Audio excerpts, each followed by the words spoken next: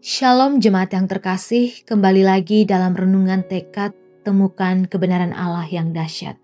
Mari kita berdoa. Terima kasih Tuhan untuk kebaikan Tuhan di dalam hidup kami. Terima kasih karena Engkau terlalu baik, sungguh baik dan teramat baik dalam hidup kami. Kasih-Mu mengiringi setiap perjalanan kehidupan kami.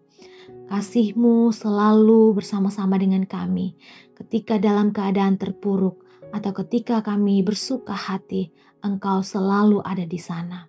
Bahkan firman-Mu selalu datang memperingatkan kami, membawa kami kembali ketika kami melenceng dari kehidupan kami dan dari jalan-Mu Tuhan. Berbicaralah Tuhan, ingatkan kami kembali melalui perenungan firman Tuhan pada hari ini. Dalam nama Tuhan Yesus kami sambut firman-Mu. Amin. Bacaan hari ini terambil dari Lukas 3 ayat yang ke-8. Jadi, hasilkanlah buah-buah yang sesuai dengan pertobatan, dan janganlah berpikir dalam hatimu, Abraham adalah bapa kami. Karena aku berkata kepadamu, Allah dapat menjadikan anak-anak bagi Abraham dari batu-batu ini. Dalam kehidupan beriman, seringkali orang merasa cukup dengan status keagamaannya. Ada yang merasa aman karena lahir dari keluarga Kristen, rajin ke gereja, terlibat dalam pelayanan, atau bahkan karena memiliki pengetahuan Alkitab yang luas. Namun Tuhan melihat lebih dalam daripada apa yang tampak dari luar. Ia melihat hati dan kerinduan yang mau terus diubahkan. Inilah yang disampaikan oleh Yohanes Pembaptis kepada kebanyakan orang-orang Yahudi yang merasa yakin bahwa mereka adalah keturunan Abraham. Mereka menjadi umat pilihan Allah. Yohanes Pembaptis dengan tegas menentang pandangan ini. Ia berkata bahwa Allah bisa menjadikan anak-anak Abraham dari batu sekalipun.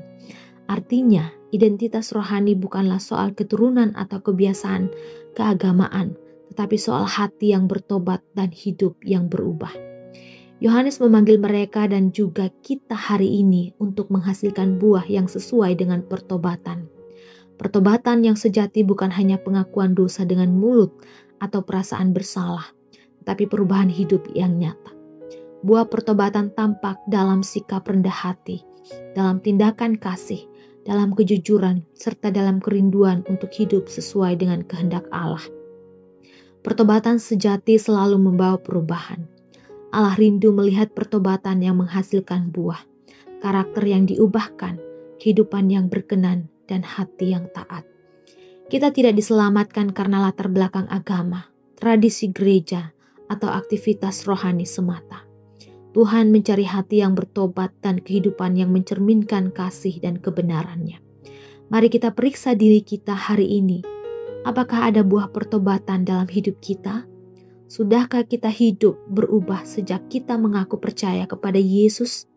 Jangan hanya puas dengan status sebagai orang Kristen. Biarlah dunia melihat bukti nyata dari pertobatan kita melalui cara hidup yang memuliakan Tuhan setiap hari. Mari kita berdoa. Tuhan, kami rindu, kami sungguh mengenal Engkau. Kami sungguh mengalami Engkau di dalam perjalanan kehidupan kami. Sehingga apa yang kami lakukan, apa yang keluar dari hati kami adalah sungguh buah dari pertobatan kami. Buah dari kasih kami kepadamu Tuhan, yang sudah lebih dahulu mengasihi kami.